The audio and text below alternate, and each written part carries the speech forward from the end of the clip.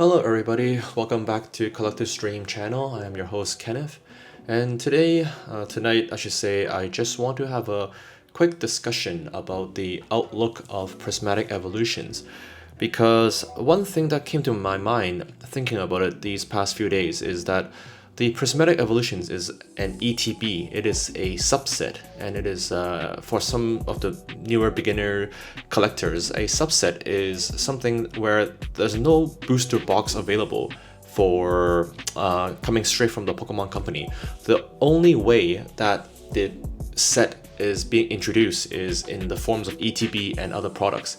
So ETBs, if somebody doesn't know already, are the Elite Trainer boxes right behind me, and you can tell already compared to the size of the booster boxes over here in my display case, they're quite a bit more bulkier with a lot of peripherals such as the dice, the damage counter, the poison counters, and then energy cards and sleeves. So there's a lot of unnecessary bulk that comes with the ETB, and usually they only range between 8 to 10 packs depending on the set, with the majority of the time is 8, unless you buy it from the Pokemon Center version, which is already completely sold out. And right now that's also worth discussing, because the Pokemon Center version comes with the stamp Pokemon Center promo card, and then those cards are really just kind of became its own collectible niche right now in the hobby,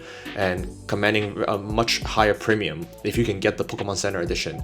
But that is a discussion for another day. It is almost impossible to get the Pokemon Center edition because they just get sniped by bots or people with multiple accounts. So pretty much if you're just an average Joe or a normal collector like myself, the only version that you're really realistically going to be able to purchase are the normal ETBs. So this year, Pokemon is doing very well. The Scarlet and Violet 151 ETBs are shooting up, and they've hit over $100 US now. The prismatic evolutions, I just have a quick look on eBay. They're asking for about like 85 to 90 US dollars, and I believe normally an ETB retails for like 39 to 49 USD, so it's already priced well above the MSRP range. Don't quote me on it, but I think there should be 9 packs of booster packs in each prismatic ETBs. If there's any, I'll do a double check and I'll just add some caption if that's not the case. But yeah, that's not cheap. That's working out to be $10 per pack already, and the pull rates for English is unlike Japanese. So Terrestrial Festival, each box have a guarantee SAR, so your chances of pulling the evolutions is quite decent. Hence, the singles price in raw form is not in the stratosphere right now. But prismatic evolutions English pull rates is a completely different ball game, because the ETBs are not guaranteed to give you anything. In fact, I've tried many times opening Evolving Skies ETBs, and sometimes in a box of 8 packs, I have instances where I only had 2 hit cards, and the other 6 are white code cards. So I paid like let's say $100 US for 2 hits, and then the hits can be a holo card or a V card, and that's it. So it's brutal opening from the Sword and Shield era. Hopefully the pull rates will not be that tragic for prismatic evolutions, but I can foresee already it's gonna take many ETB and many booster bundles and many products to complete the EV set, and you're much better off not opening the ETBs. Now let's branch into talk about the storage issue, because storage, in fact, in Hong Kong is a very huge premium. We don't have the luxury of having like a basement like back home back in Toronto, and we don't have a lot of space. So putting these bulky ETBs, it makes me as an investor perspective, sure, the ETBs is going to steadily go up in value is really, really sought after right now. I have no issues. I have some on order. Well, I'll do a video about it once it arrives. But it makes me feel like, should I just open the ETB and check out the contents and just go for the hit cards, or should I just keep this sealed and then, you know, like just add it to my nice wall back there and go from there? ETBs are super hard to ship, and they're not easy to store relative to booster boxes and singles. And then from experience lately in Asia, sealed products, they're not something that's very liquid on at the car show. Like when people are going to attending car shows, all they want is a slab box. If I can get one right now, let's see if I can get mine out. When they go traveling, all you want is something that is compact like this, and this can hold so many slabs already. And there's 3 compartments in this box. I can travel with this. I brought it to my last car show. It was brilliant. Suggest everybody that wants to go to a car show, when you go traveling, to carry one of these with you. And this one even comes with a locking combination, so you have a little bit of protection, but always keep your eyes on your valuable belongings, and that goes without saying. So bringing this, let's do a quick comparison.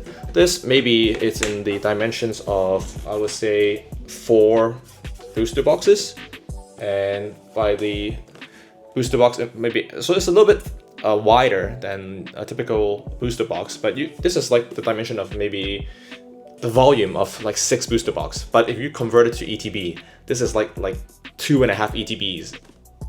But you can put in over 100 slabs into this box. So there's a huge advantage for people at the car show to just deal in slabs versus, deal in these sort of slabs versus, bringing home an ETB that's worth $100 right now, where Prismatic Evolution is sitting at.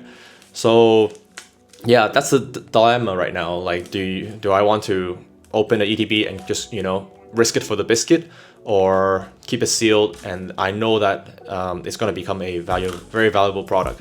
And it's very interesting decision by the Pokemon company. How come this time they opt to go with ETBs? Why don't they just go for booster box? Because regardless, whatever they print is going to get eaten up by the market. People just want to go crazy on this. Streamers will go crazy on this. Rip and shippers, they won't be any enough supplies. So by going the ETB route, it's an interesting decision. If somebody knows the reason on why they didn't print booster boxes, I would love to hear it in the comment section. So yeah, and the last thing maybe we can touch upon is the strength of the SV ETBs. The Scarlet and Violet era, in my opinion, is doing better than Sword and Shield. So ETB in the past wasn't a very popular investment choice. They're very good on display. As somebody comes to my home and then they see the wall, it's very impressive. The design, it slightly differs for ETB designs versus the booster box. So there's a nice little contrast, even if they're in the same set. There's going to be a bit of the difference, so it makes sense to collect both if you're a true collector.